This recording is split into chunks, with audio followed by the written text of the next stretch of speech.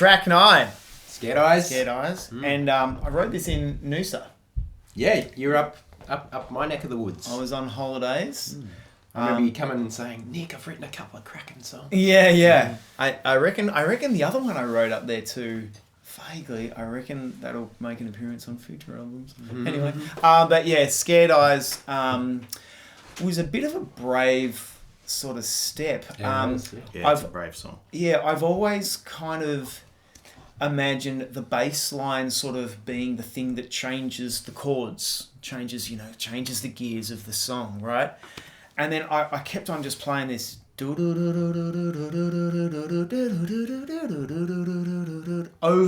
and over and over and again. And then I was like, maybe the guitar changes the chords just a little bit, but that's just this rumbling sound that just goes for ages. And then it's got a really hypnotic drum beat as well. Totally. Yeah. Pretty much most of the way through. Yeah. I just can't wait to watch people trying to air drum to that. Yeah. It's really kind of sporadic, I reckon. Yeah. Call the way that rolls, but it rolls so well, you know. But it's it was like the feeling I got from Fire Up the Priest. It's like, whoa, this is a different song for steppers. Yeah. It's heavy in tone. Yeah, content. Yeah. But another leap forward for your songwriting. Yeah. And little tricks I tried. I was listening to the Veronicas. That's all right. That's not. I don't have to.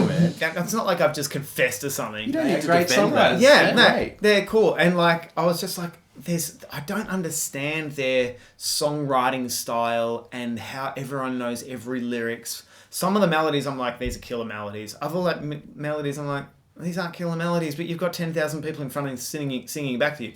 Anyway, but there was one song, and I can't remember the name of it right now. We'll put the link in the YouTube tab below. Untouched? Untouched, yeah, Untouched. And like, they're not lyrics. They're like, you mama. I couldn't even, I'm not doing it justice. And someone should make a video out of the rap.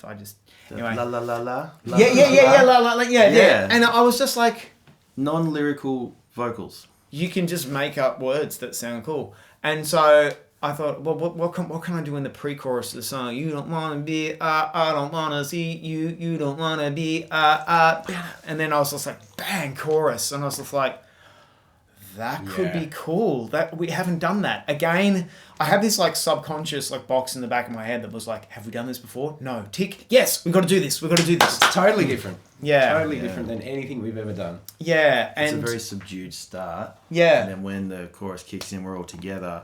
It's quite impactful. It's a strong hooky chorus that people can catch onto pretty quickly. Yeah. And two other things. One is I wrote the lyrics of the chorus as a poem before they were even to any music. Oh. I just woke up, like most mornings I wake up and I grab my phone and I just sing in what I've sort of heard in my dream or whatever, what the melodies I've woken up with in my mind. But this time I got up and I was like, these are actual formed sentences. And then I started having the sort of, I think this is about domestic violence. And then I was like, well, what's the closest encounter I've ever had with domestic violence? And I thought about a woman who actually lived with my family and I. And she lived with us for about sort of 3 to 6 months. It was quite some time ago when I was actually still living in my mum and dad's house. But she was a friend of my mum's and a recovering alcoholic in an abusive relationship. Sadly relapsed significantly and died only a few months after living with us. But she was a wonderful person and she had life in her face and in her eyes despite how she had been treated by her partner. And I just felt compelled to sort of visualize her as I wrote this song. And another thing about the song is I've always kind of had a cut and paste mentality of, this is the guitar part I play in the verse, and this is the drums that are in the verse. So when we do verse 2, it's the same.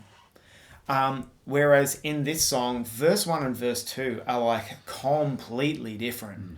Verse 1, you've got the rolling bass Yeah. and me just playing a few notes. Well, the They melodies say too. he was a child in a man's body. The vocal delivery style is very different. What did you just say before? The whole melody is different. The Yeah. syntax is different. The meter and the measure, the rhyme, but Yeah. may as well be a different song. Yeah. And then I actually went, I'm going to do some Telecaster block party guitar in this second verse. It was like, dee-da-da-da-dee-da-da. I wanted to kind of sound like this machine. Like, dee-do-do-do-dee-do-gun, ka, dee-do-do-do-dee-do-gun, ka. Well, we did it.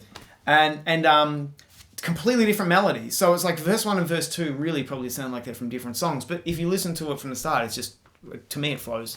Well, you get to the third section and it's another song again. It becomes Yeah. this, classic throwback emo, experimental, spacey thing. Spacey, yeah. For us, like it's experimental. it really opens up. It Yeah. opens up hugely. There's layers and there's another layer and there's another layer and then it's vocals and vocal layers and And then there's strings that make you want to cry. strings. There's a lot going on. Yeah. That's a lot. So I think when Dave was mixing, Dave Carr, he was like, I've done 2 days just on this one song. And I'm like, I'm not surprised. I think the track count was over 120 for this song.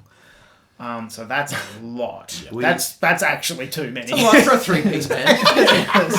For this one voice, Oh man, drums. That's a fair few tracks, maybe 13. Oh, Bass guitar, there's so many 120 tracks. There's so many things. You track one vocal and go, okay, well, I'll double it. Now I'm going to do a harmony, and you do that, and then you double it. And then I'll come in and do a harmony, and we'll double it. Now we'll do the left side, then we'll double it. And before you know it, you've got a batch of 12 or 20 vocals all over the shop. And you're like, Yeah. that's someone else's problem. Yeah. You That's make this- future me's problem when I Yeah. go to perform this live. But yeah, I felt like the wormhole was deep with this one creatively, and I felt like it was we just had artistic license just to go, let's find out where it goes and Yeah. keep going. That's a good way to put it. Keep going, because the song keeps going after it's finished. Yeah. Which we haven't done that before, I think. Yeah. So it might be a bit of a grower, but this is one of my favourite songs Yeah, that yeah. you've written. Yeah, Like, it's, Yeah. I'm glad we're kind of giving voice to an Yeah. important issue, Yeah, especially in Australia. Domestic violence, absolutely. We've got to call that stuff out. Yeah, absolutely. Yeah. So we hope it impacts you as it has actually impacted us in the writing of it.